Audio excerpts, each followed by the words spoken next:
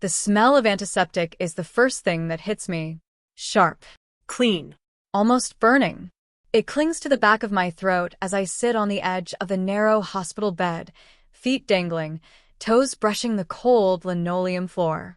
The room is too bright for 7 in the morning. Pale sunlight leaks through half-open blinds, cutting the wall into neat stripes. A heart monitor hums softly behind me, steady and patient, like it has all the time in the world. I don't.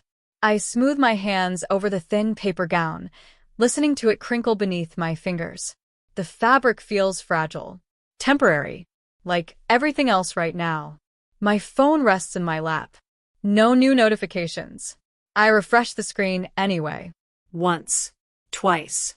A third time, even though I already know nothing has changed. Today is my surgery. Nothing dramatic.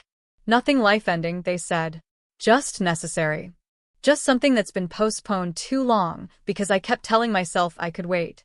That other people needed me more. I glance at the small overnight bag on the chair by the window. Inside it are things I packed carefully last night: lip balm, clean socks, a paperback I probably won't read. On top sits a folded drawing, creased at the corners. A sun. A crooked house. 2 stick figures holding hands. Mommy and me, my daughter said when she gave it to me, proud and serious. Her name is Lily, and she is 6 years old. She's at school right now because I didn't want her sitting in a waiting room wondering why adults whisper and avoid eye contact. I told her grandma and grandpa would be here instead, that they'd take turns sitting with me. She smiled when I said that. I swallow and check my phone again. The family group chat is silent. No on the way. No heart emojis. No excuses yet either. Just quiet. A nurse knocks gently before stepping inside. She has kind eyes and tired shoulders. "Good morning, Madison," she says, reading my name off the chart.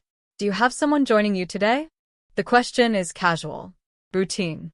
I hesitate for half a second too long. "They're coming," I say. The words feel thin as they leave my mouth. "They're just running a little late." She smiles politely, like she's heard this answer 100 times before, and nods. "Okay. We'll need someone here to sign off before we take you back." She places the clipboard on the bed beside me. The pen rolls slightly, tapping against the metal rail.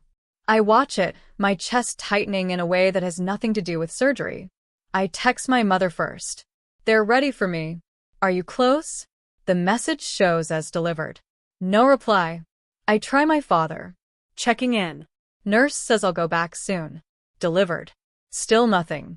The clock on the wall ticks loudly now, every second stretching, dragging. The room suddenly feels bigger. Emptier. I imagine the waiting room outside, rows of chairs, the coffee machine humming, the TV playing something cheerful and pointless. I imagine those chairs empty. I imagine my name being called into a space no one is watching. I tell myself not to overthink it.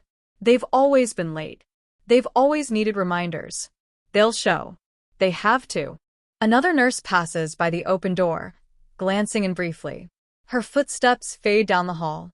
My phone buzzes. Relief flares so fast it almost hurts. Then I read the message. "Madison, we talked about this. The deductible alone is almost $3,000.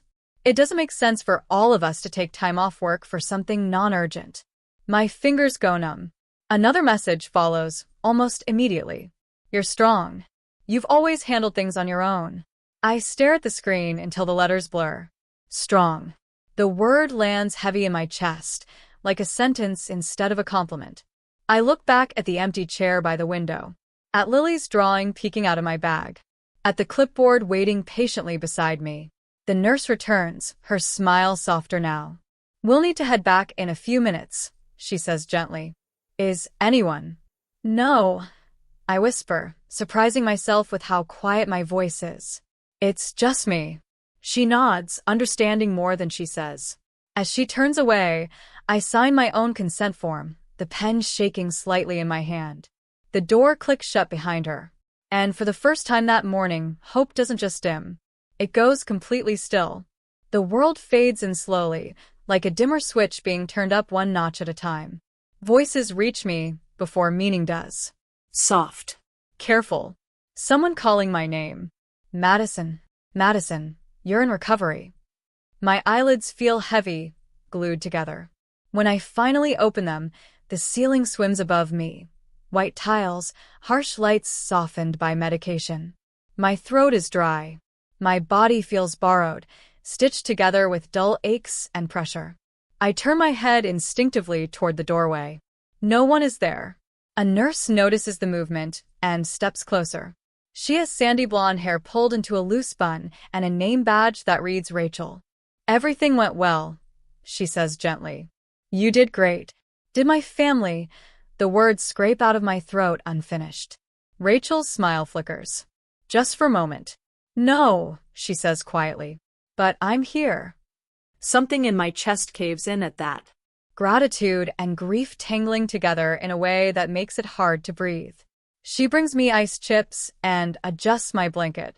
Her movements are practiced, efficient, but she lingers longer than necessary.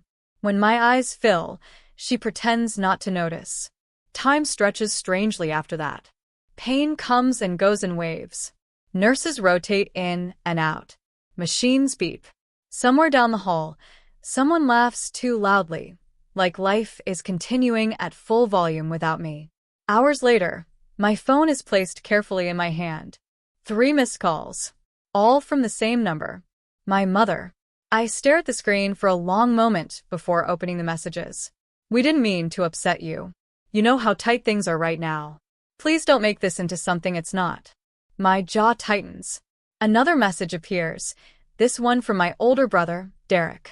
Mom says you're being dramatic. It was just a procedure. Just. I imagine Lily sitting at her small desk at school, feet swinging, waiting for the bell. Imagining me waking up with Grandma holding my hand. Imagining something that didn't happen.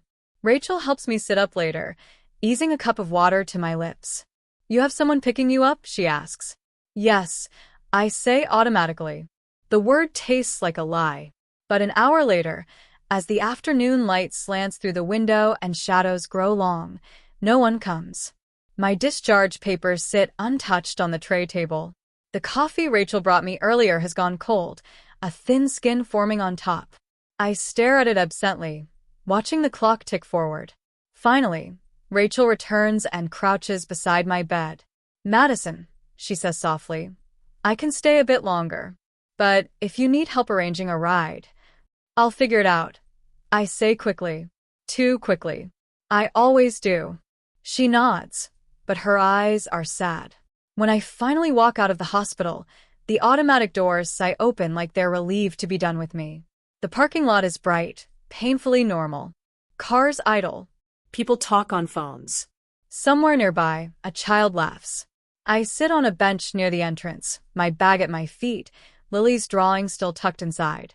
I call my neighbor, Janet, someone I've exchanged polite waves with for years, but never asked for anything. She doesn't hesitate. I'll be there in 10 minutes, she says. Don't worry. I hang up and let my head fall back against the glass behind me. On the ride home, Janet chats gently about nothing, traffic, her dog, the weather. She doesn't ask why my family isn't there. She doesn't need to. When I get home, the house is too quiet. Lily's backpack hangs on its hook by the door. Her shoes are kicked off unevenly, like she always leaves them. I lower myself onto the couch carefully, every movement reminding me of what my body just endured. My phone buzzes again. Next time, try to plan better, my mother writes. We can't always drop everything. I set the phone face down on the table. That evening, when Lily curls carefully beside me, her voice is small. Did Grandma come? I close my eyes. No, sweetheart, I whisper. She thinks for a moment, then asks the question that splits me clean open. Did they not want to? I pull her close, pressing my lips to her hair, and for the first time all day, I don't try to smile. I've been the responsible one for as long as I can remember. That's the story they like to tell, anyway. It's always said with a smile, like it's praise. Like it didn't come with a cost. When I was 12, my mother forgot to pay the electric bill. I remember sitting at the kitchen table in the dark, the smell of cold leftovers lingering in the air, while she rummaged through her purse with growing panic. I slid the envelope across the table. I'd found it earlier that day, unopened, hidden under a stack of grocery flyers. "It's okay," I told her, trying to sound older than I was. "I'll remind you next time." She laughed then, pulled me into a hug. "You're such a little adult, Madison," she said. "I don't know what we'd do without you." That became the pattern. In college, when my father needed help covering a shortfall on the mortgage, I wired the money without telling anyone. When Derek's credit card maxed out, I quietly paid it down so his interest wouldn't spiral. When my parents wanted to borrow from their retirement account to help a cousin, I convinced them not to and covered the gap myself instead. Always temporary, always urgent, always framed as family helping family. By the time Lily was born, it wasn't even a question anymore.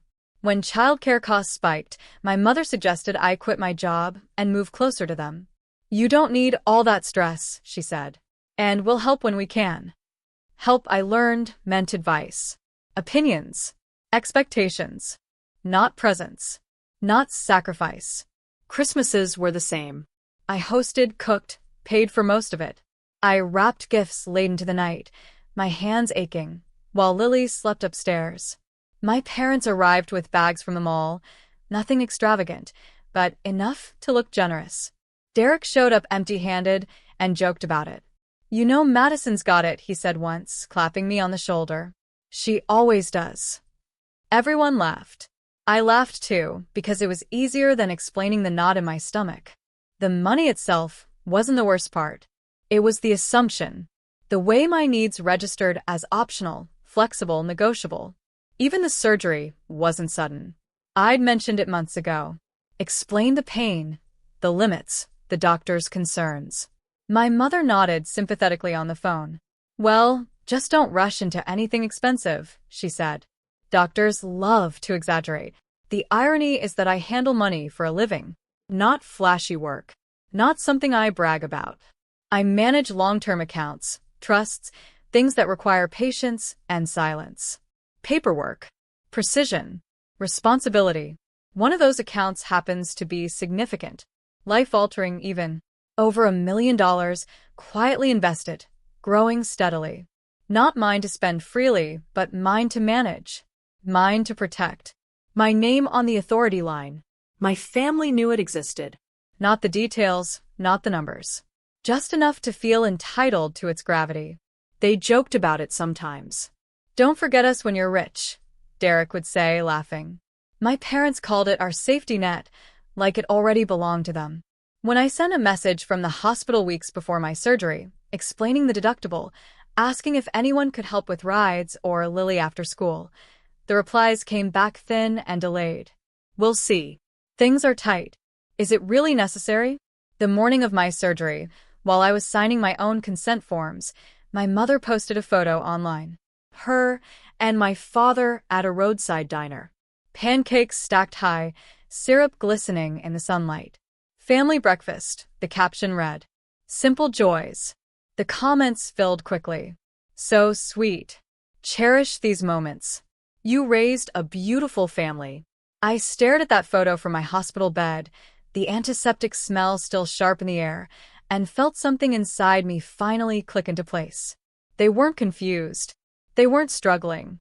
They had made a choice.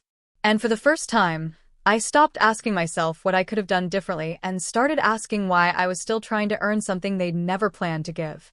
Recovery is quieter than I expect. The house moves at a slower pace, like it's learned to tiptoe around me. Pill bottles line the kitchen counter in neat rows. A small calendar on the fridge is marked with follow-up appointments and Lily's school events, written carefully so nothing overlaps. My body hurts, but in a dull, manageable way. What surprises me is how clear my mind feels. 3 weeks after the surgery, I'm sitting at the dining table with my laptop open, a soft blanket wrapped around my shoulders. Lily is at school. The afternoon sun spills across the wood floor, warming my feet. I'm reviewing statements, doing what I always do when things feel uncertain, organizing numbers, making order where I can. That's when my phone lights up. Mom calling. I let it ring. A text follows almost immediately. "We need to talk. It's important." Important usually means expensive.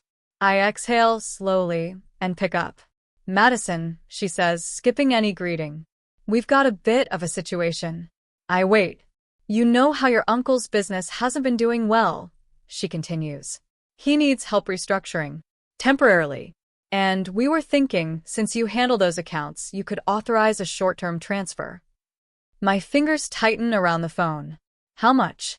I ask. There's a pause. Papers rustling on her end. Just under $1 million, she says lightly. It's not like you'd be losing it. It's family. My heart starts to pound, sharp and fast, like my body recognizes danger before my brain fully catches up. That account isn't for that, I say carefully. You know that. She sighs, annoyed now. You're being rigid. We thought after everything, you'd be more understanding. After everything. The words echo. You mean after you didn't come to my surgery? I ask. That again, she snaps. Madison, we already explained.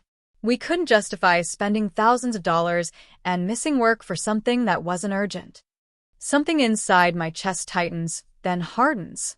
You're asking me to move nearly $1 million, I say, my voice steady despite the tremor in my hands.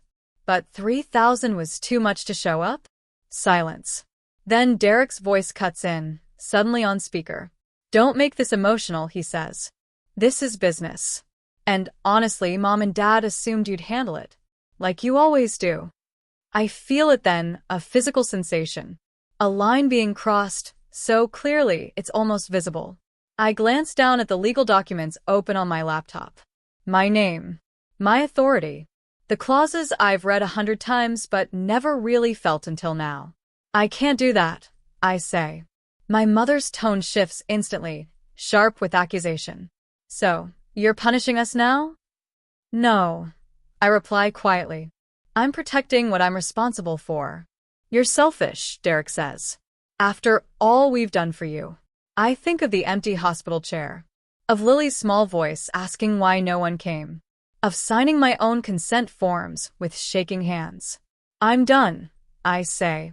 I end the call before they can respond. My hands are shaking, not from pain or medication, but from something deeper. Awareness. They didn't see my surgery as important because it didn't benefit them. But this mattered to them. I close my laptop and lean back in the chair, breathing carefully, deliberately, until my heart slows. For the first time, the thought doesn't scare me. They'll never change. And for the first time, I understand something else too. I don't have to either. I don't do it right away. That surprises me. I expect anger to carry me forward, to shove me into action the way it always has before. Instead, I wait. I sit with the feeling. I let it settle into something solid and clear, like sediment sinking to the bottom of a glass. The house is quiet except for the dishwasher humming softly in the kitchen. Evening light pools across the living room rug, turning the dust in the air gold. Lily sits on the floor, carefully lining up her toy animals in a crooked parade. Mom, she says without looking up, can we have pancakes for dinner? I smile. A real one. Absolutely. We eat together at the small table by the window. Nothing fancy. Pancakes slightly too brown on one side. Syrup dripping onto the plates. Lily talks about a spelling test and a girl at school who traded her a purple pencil for a sticker. I listen. I really listen. After she's in bed, her door cracked open just the way she likes it, I carry my laptop to the dining table. I don't rush. I don't hesitate either. I log in. The dashboard loads slowly, familiar and calm. Numbers. Accounts. Permissions. Everything exactly where it should be. This isn't revenge. That's important to me. It's maintenance. I open the document I've avoided for years. The one that spells out authority in clean, unambiguous language. Who can access what? Under what conditions? With whose consent? Mine. I review it line by line, even though I know it by heart. I check the dates, the clauses, the safeguards that were always there, quietly waiting for me to use them. My finger hovers over the trackpad. I think of my mother's voice, "You're strong. You'll be fine." I think of Derek laughing, "Madison's got it." I think of the nurse's eyes, kind and apologetic when no one showed. I click. I revoke shared access. Not dramatically. Not angrily. Just completely. Next, I add a note to the file. Clear. Professional. Unemotional. All future inquiries must be directed through legal counsel. No exceptions. I save the changes. For a moment, nothing happens. The world doesn't tilt. No alarms go off. The house doesn't shake. Then a confirmation banner appears at the top of the screen. Changes successful. That's it. I close the laptop and sit back, my hands resting flat on the table. My heart is beating fast, but it isn't panic. It feels more like adrenaline settling into relief. The air in the room feels lighter. Or maybe that's just me noticing my own breathing again. I walk to the front door and slide the deadbolt into place. The click is soft but final. I don't remember the last time that sound made me feel safe instead of alone. In the bathroom mirror, my reflection looks different. Still tired. Still healing. But steadier somehow. You did the right thing. I whisper, testing the words.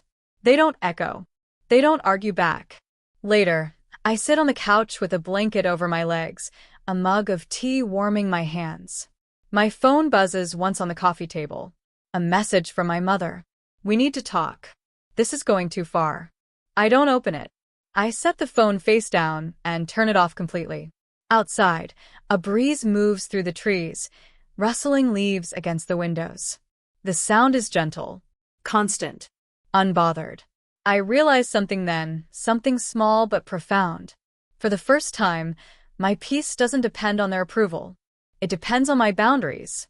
And tonight, those boundaries are finally mine. The backlash doesn't come all at once. It arrives in waves. The next morning, my phone lights up before I've even finished my coffee. Missed calls stack on the screen. My mother, my father, Derek. Voicemails follow, each one sharper than the last. Madison, call me back. This is unacceptable. You're blowing this out of proportion. I don't respond. By noon, the messages turn strategic. We're worried about you. This medication might be affecting your judgment. Let's talk like adults. I almost laugh at that. I'm folding laundry when the doorbell rings. Once. Twice. Then a hard knock that rattles the frame. My stomach tightens. Lily looks up from the table where she's coloring, her smile fading. Mom, she asks. I've got it, I say, keeping my voice even. When I open the door, my parents stand there, faces set in matching expressions of outrage and concern. Derek lingers a step behind them, arms crossed. You can't just shut us out, my mother says, pushing past me into the house like she owns it. What were you thinking? My father scans the room, his jaw tight. We raised you better than this. I close the door slowly behind them. I asked you not to come here, I say. Derek scoffs. You don't get to make demands when you're holding everyone's future hostage. That word lands heavy. Hostage. Lily edges closer to me, her small hand slipping into mine. I feel the tremor in her fingers and squeeze back, grounding us both. This isn't a conversation. My mother snaps. You need to fix what you did. I didn't do anything wrong, I reply. My father's voice rises. You're punishing us because we couldn't drop everything for a surgery. I meet his eyes. You didn't come, I say quietly. That's different. The room vibrates with tension. My mother throws her hands up. You're acting like a victim, she says. After all we've sacrificed for you. Before I can answer, there's another knock at the door. Firm. Authoritative. We all freeze. I open it to find a woman in a navy blazer, holding a clipboard. A bank logo glints on the corner. Ms. Hayes, she asks, checking the name. I'm Lauren Whitfield. We scheduled a verification visit. My mother's face drains of color. Lauren steps inside calmly, her presence shifting the air in the room instantly.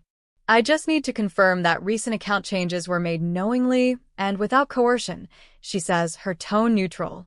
Given the volume involved, we're required to ensure everything is in order. Yes, I say. They were. Derek starts to protest, but Lauren raises a hand gently.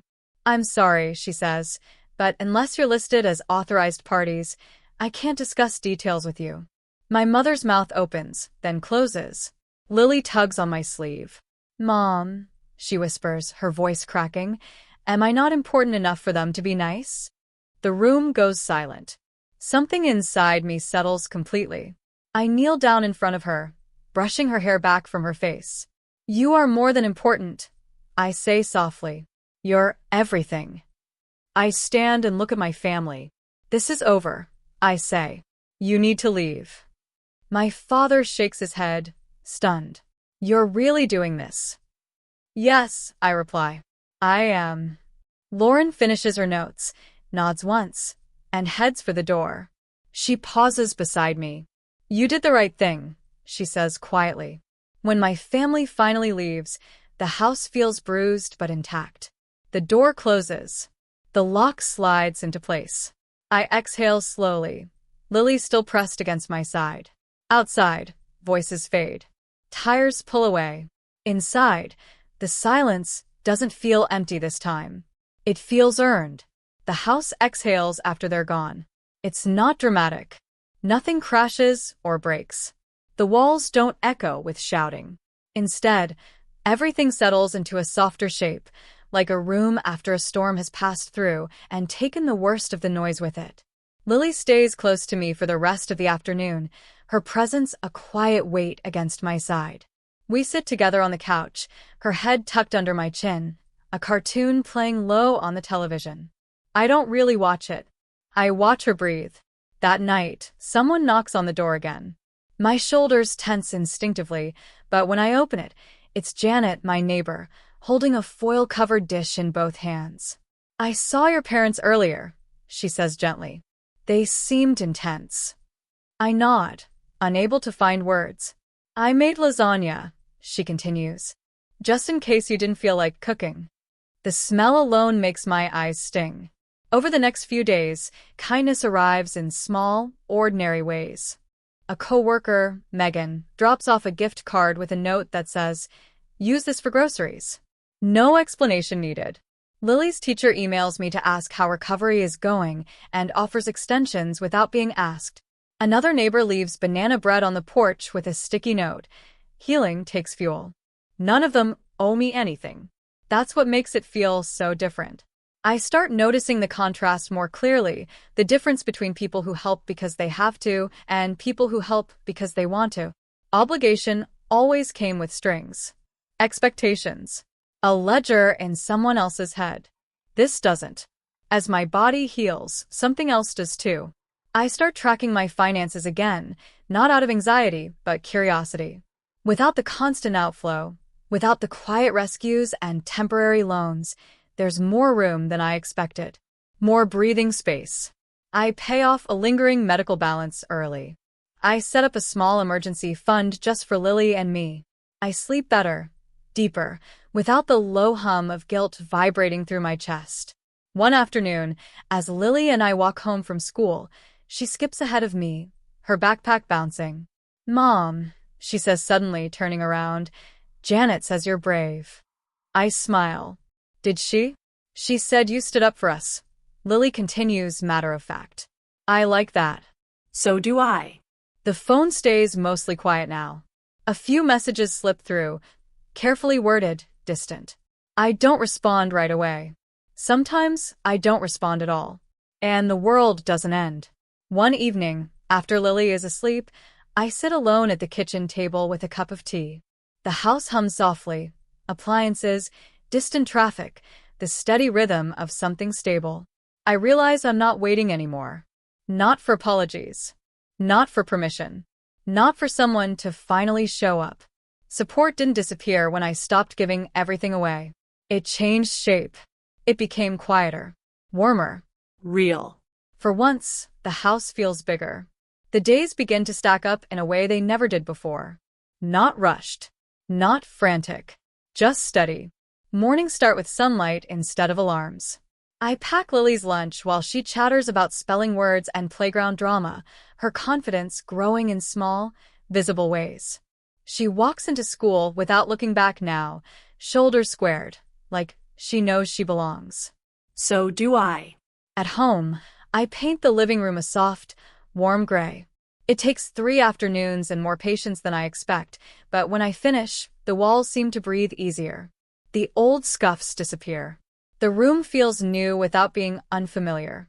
I hang a framed photo on the wall near the doorway, Lily and me on the couch during my recovery, her head tucked under my chin, both of us smiling despite everything. It's not perfect. That's why I love it. My parents try again eventually. A text on a Tuesday morning. We miss you. Maybe we can start fresh. I stare at it for a long moment before typing back. I'm open to contact, not control. I don't send more than that. Derek leaves a voicemail weeks later, his voice cautious, almost respectful. Hey. Just calling to check in. I don't call back. I don't feel guilty.